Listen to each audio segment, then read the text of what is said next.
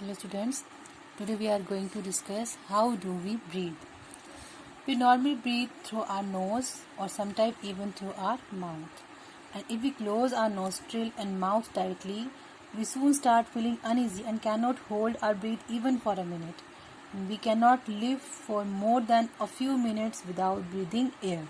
So the taking in of air rich in oxygen into the body is called inhalation, and giving out of air rich in carbon dioxide outside the body is called exhalation.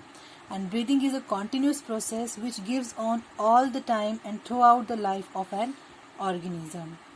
We have just learned that breathing, both inhalation and exhalation, takes place. And a breathe means one inhalation plus one exhalation.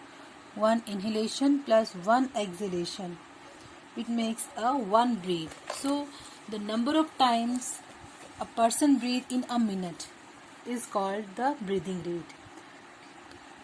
And the human respiratory system consists of the following organ: nose, nostrils, nasal passage or nasal cavity, trachea, it is also known as windpipe, lungs,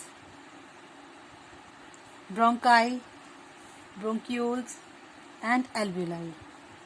Now we will learn about the mechanism of breathing in human. Our nose has two holes which are called nostrils, and there is a passage in the nose behind the nostril called the nasal passage or nasal cavity. Normally we take in air through our nostrils, and when we inhale air it passes through our nostril into the nasal cavity. As the air passes through this cavity, it becomes warm.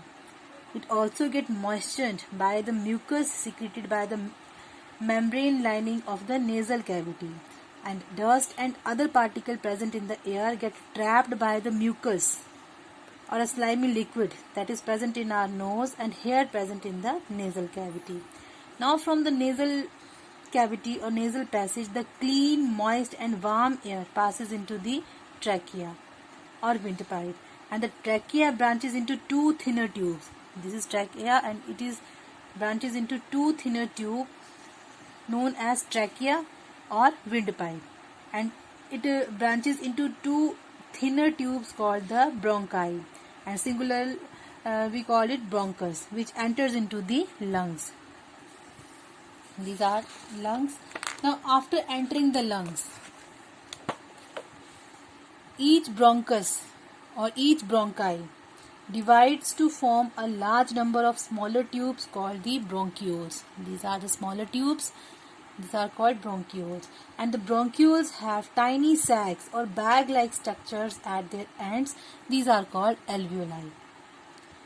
And each lungs contain millions of alveoli, and the walls of alveoli are very thin and surrounded by very thin blood capillaries.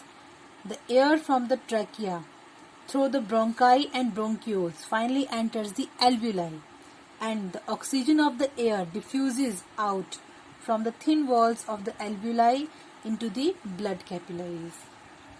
Now here oxygen combined with hemoglobin in blood to form oxyhemoglobin and is carried to all the cells of the body. Similarly, carbon dioxide produced by the breakdown of the food during the internal respiration or cellular respiration enters the blood, and blood carries carbon dioxide to the alveoli in the lungs, and from the lungs carbon dioxide is removed along the air we breathe out, that we exhale, and in this way exchange of gases takes place in the alveolus. So it's all about the mechanism of the breathing in man, and you have to draw a well-labeled diagram of human respiratory system and explain the mechanism of breathing in human.